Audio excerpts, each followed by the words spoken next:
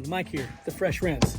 It's rare that I truly have pro tips to offer, but in this video, I'm not only going to offer you one, but rather two pro tips that I really believe any washer on any level can benefit from. Before we continue, be sure to like and subscribe, hit that bell tab, and be sure and leave a comment. I'd be very grateful. All of that serves to help the channel.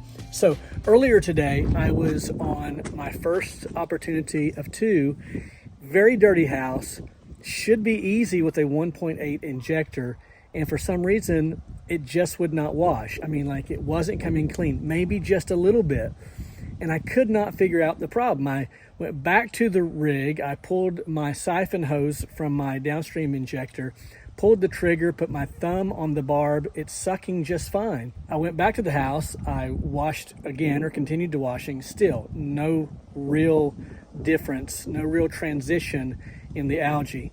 So I went back, tried it again, you know, went through this 2 or 3 times, scratching my head, wondering what could possibly be the problem. Finally, at one point, I went back to the rig, I got a 5-gallon bucket, filled it full of water, and put what Joe Deary would say, a dollop of water, or of soap rather, into the bucket. I mean, it was drooling. Pulled the trigger on the asphalt driveway, suds went everywhere. It's shooting chemical just fine, but it would not draw SH. What could be the problem? I wonder what it could be. I went back to washing, figured I'm just going to get through this. In the worst case scenario, I can use my 12 volt and I can just soap the house with my 12 volt, and then I can rinse with my pressure washer. And that's when it dawned on me. Maybe my 12 volt is the problem.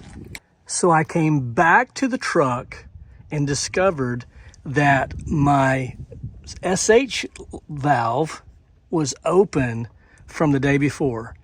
I did not rinse it out the day before. And guess what happened?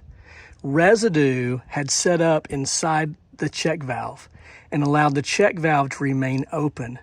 And so anytime that water in my buffer tank would rise above the metering system, it would siphon back into the hose, through the metering system, past the check valve, and then it would rise back into my chemical tank, thus diluting my chemical tank. The solution was just fine, only it was diluted. And my downstream injector was working just fine, only it was shooting a diluted chemical.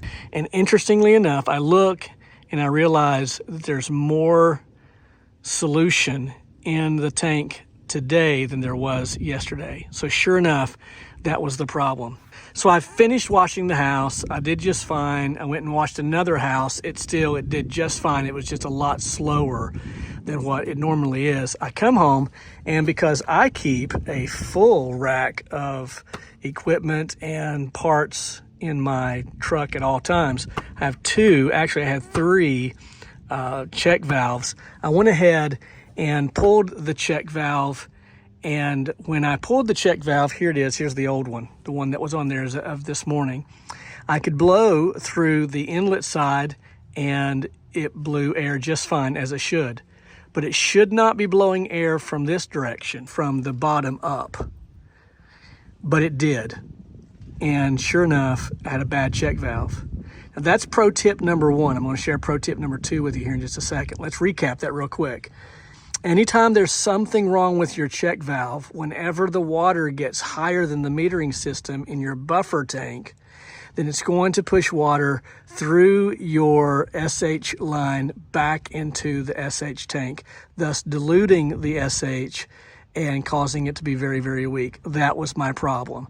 Now, again, from now on, I really need to work hard to remember to turn this off and rinse every single day.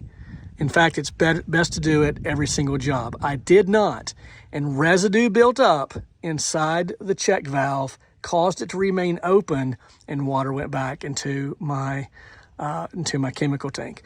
That's pro tip number 1. Always shut it off. If you do go through everything you possibly can and you realize after a while that it's not the injector, it could be weak solution, and you then have to venture into your imagination and figure out why the chemical is weak. For me, that was the problem. Pro tip number 2 or 3 or 4, whichever that we've come to. I simply reached into my box of tools. I keep one of these, what do you call this? I think it's a dental pick. And I use this from time to time. If the ball gets stuck inside the chemical injector, you can squeeze the trigger on your gun while the machine is running, poke that in there, and it will release the ball. Also, I can remove O-rings from inside quick connects with this. So here's what I did. I took my little handy dandy dental pick and I just began to clean out in there. And I began to poke against the bladder. We'll call it a bladder. You can poke against that on both sides, and there was plastic from inside the tank from where I drilled holes. There was a number of things. Ultimately, I cleaned that out. We'll see if you can see this or not. Hold on. So let's see here. Sorry, I'm getting old. It should blow just fine this way. Can you hear that? It should not blow in the opposite direction.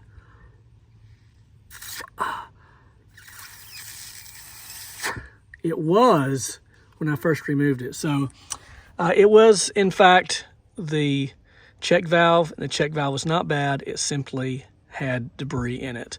I keep 2 on backup. Remember, 3 is 2, 2 is 1, and 1 is none. I'll throw this in the bottom of the box here. And but you'll see I keep spares of every single thing. Not only do I keep spares of everything, for convenience sake and efficiency's sake, everything that has a male end, I go ahead and tape up. Keep 3 or 4 or 5 of every single thing. And then, of course, all kinds of tools in here as well. I need to do what's in the box. I need to do a what's in the box video. But I hope that helped. Again, if you've tried everything and cannot figure out why your solution is not working, it could be that it's weak. You just have to figure out why it's weak. All right, there you have it. Hope you enjoyed the video. If you did, be sure to like and subscribe, hit the bell tab, and leave a comment. I'm super grateful. Mike, the Fresh Rinse, and I'm clocking out.